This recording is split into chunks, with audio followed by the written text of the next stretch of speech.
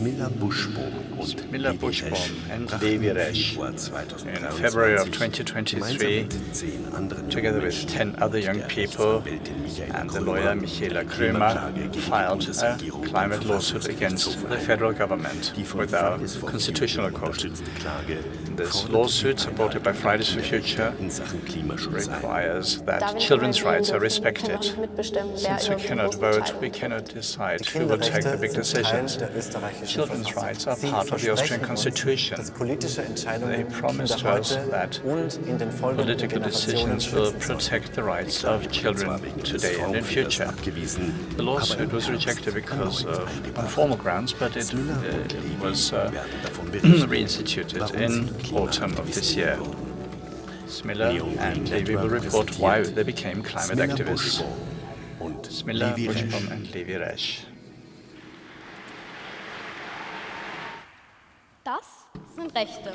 Those are laws, actually the rights of children. These laws apply to all children and they're laid down in our Constitution. But what do these laws say? Every child is entitled to the protection and care that is necessary for its well-being, for the best possible development and the preservation of their interests, also bearing in mind the justice between generations. For any climate-related measures of public and private institutions, the well-being of children need to be placed at the top of the agenda. So we are entitled to a livable future. But if we think about a future, there's something up in the air that's invisible, but that is still threatening. It's a ghost that is called the climate crisis. No, we cannot grow up without any worries or concerns. On the contrary, this ghost is everywhere. It keeps us awake, and it persecutes us wherever we go, and it's not going to go away. But how did we get there? We're living in a system in which we have greenhouse gases as if there were no tomorrow. But this tomorrow exists, and us children, we're going to have to live in this environment and deal with the consequences. And this is exactly where another aspect that we heard about previously in the law is not taken into account, namely generational justice. Now, what does this mean for us, generational justice?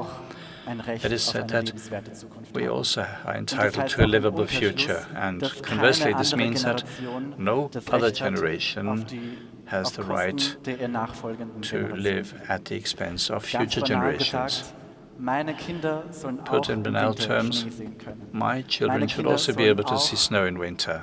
I want my children to experience intact forests, and what I wish for is that my children should have a chance for an easy and unproblematic childhood. In the political discourse, it often happens that we are played off against each other as generations. They're saying the young want this, the old want that, so it's young versus old, but we're all part of the solution. So as long as we're pointing fingers at each other and blame individuals or individual groups for the climate crisis, life will go on as it did, because the system is not going to change. And then we will emit even more greenhouse gases. But what gives me hope is there's a lot of people from all generations who are cooperating in the climate movement, and they're standing up together, protesting for climate protection. So we have had a petition and referendum on climate protection, but most of all, there's a consensus in science and society for climate protection. But there's also, on the other hand, a policy that not only doesn't want to understand young people and science, but they actually actively prevent the protection of our climate. And listening to that gives me a lot of anger and frustration and impotence. And I'm wondering, how did we deserve this? Are they doing this on purpose? And what else are we supposed to do? So I believe that we need to talk about the impact of the climate crisis. Greece is burning, Libya is flooded, Slovenia and Austria underwater, and globally the heat goes up and up. We already have 1.2 degrees global warming now. This is the day-to-day climate crisis, and to be honest, that does make me afraid. I'm afraid of a future in which all these tipping points are exceeded. A fear of a future where our nature is no longer intact, and I'm afraid of a future that is no longer livable as a consequence of the climate crisis. And now what protects me against that? This piece of paper, right?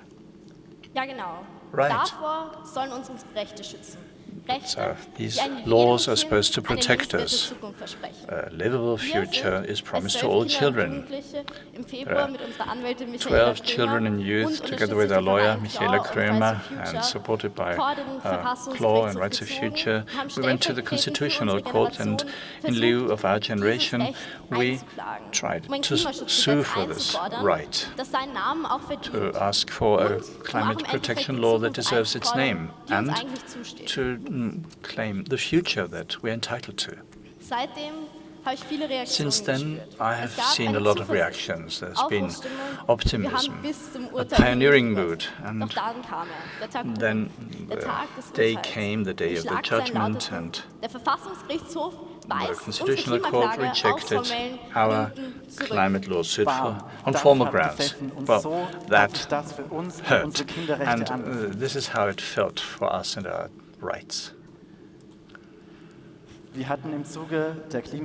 the course of the climate lawsuit, we had the privilege to learn more about our rights and to ask for them to be implemented. But now this lawsuit shows how difficult that is. So what is the worth of children's rights if we can't enforce them? They're worth less than the paper they're written on. So we believe that the Constitutional Court and the government are leaving us in the lurch.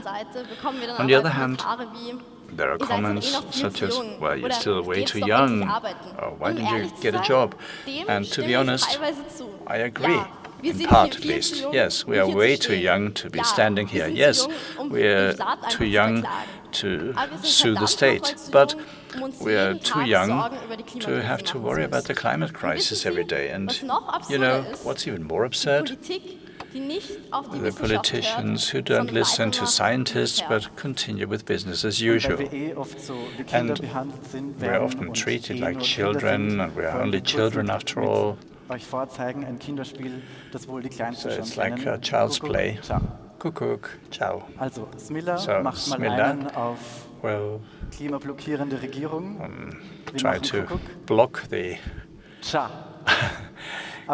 climate policy of the government. We go kuckuck, ciao. But we, the climate and the children's rights, and we're still around. The government is closing its eyes, so we're not only talking about that, but the all-encompassing problem of the climate crisis is not solved.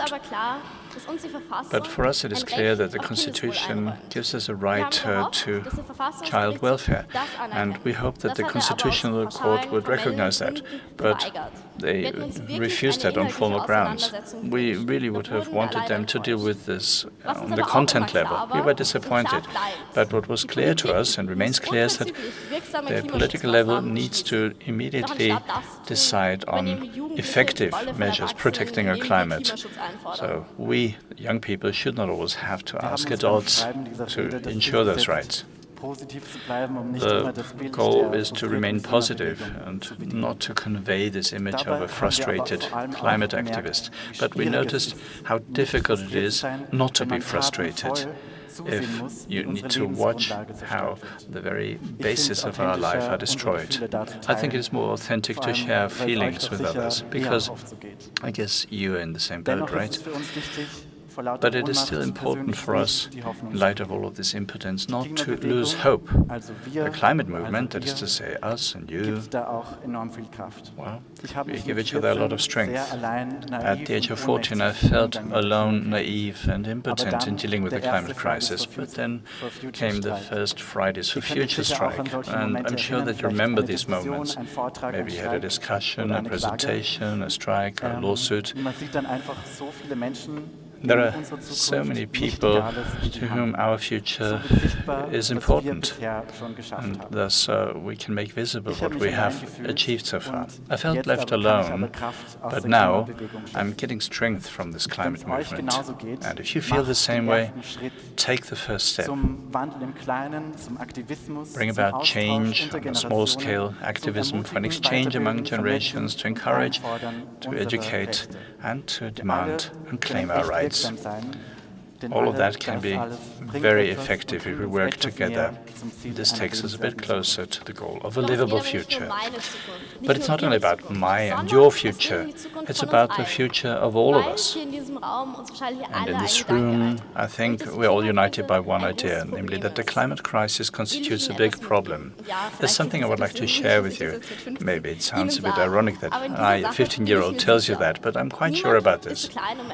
Nobody's too small to change things, because we have rights, and these rights are worth fighting for. This is why we'll continue out on the streets and also at the urns and in the courts of law. We'll continue our fight. It's about all of us. We are entitled to claim our rights. Let's take it into our own hands.